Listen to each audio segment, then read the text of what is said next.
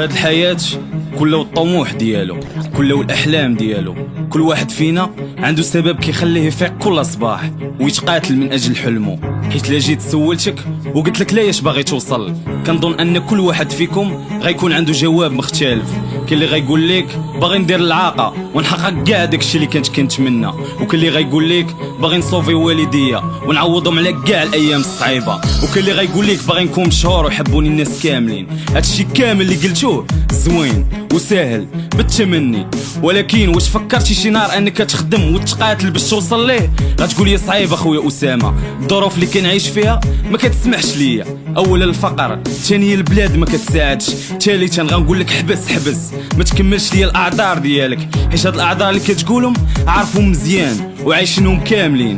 ولكن واش كيعني الا تزادينا فقراء؟ واش ماشي من حقنا نحلموا ونحققوا داكشي اللي بغينا؟ من حقنا اصاحبي. الفقر ماشي عيب، العيب هو تبقى فقير وما دير والو في حياتك وتبقى عالة على المجتمع بسبب اعذار اللي كيبانوا ليا تافهين. واي واحد كيبغي يغطي على النقص اللي عنده كيقولهم باش يخرج راسو من باب واسع.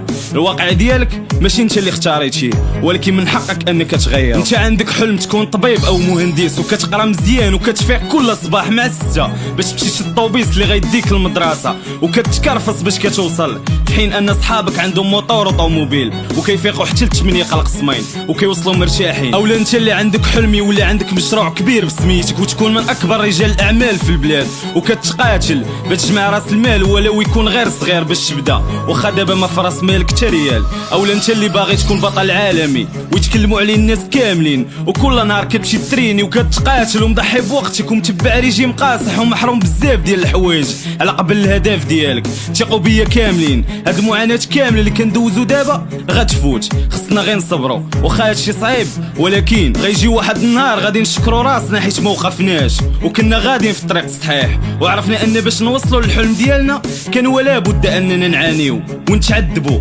ونتحرموا من بزاف ديال الامور، وفي الاخير من غادي نذوقوا طعم النجاح غادي نعرفوا ان هادشي كان يستاهل العذاب والحرمان والتضحيه. الا سمعتي القصص ديال الناس كاملين اللي نجحوا في حياتهم حتى هما بداو من زيرو ووصلوا للاحلام ديالهم، وشنو حنا ما نقدروش نكونوا فحال هاد الناس؟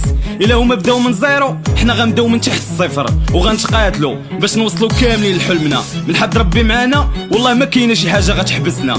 كلشي يقول معايا ما عمرني نفكر نحبس، ما عمرني نستسلم مهما كانت الظروف قاسيه، ما غنسمعش الكلام المحبطين حيت عارفهم باغيين يشوفوني ديما لتحت. غادي نحقق الاحلام ديالي، غادي نخلي والديا فخورين بيا، غادي نبرهن للعالم شكون انا. تقاتل الا بغيتي توصل، حتى حاجه ما كتجي ساهله خصك تخدم عليها. في حياتك غادي تاخذ نصيبك من الخايب والزوين، ديما كون ايجابي وتفائل وعرف باللي الايام الصعيبه اللي كدوز دابا غير شيء مؤقت غادا تزول.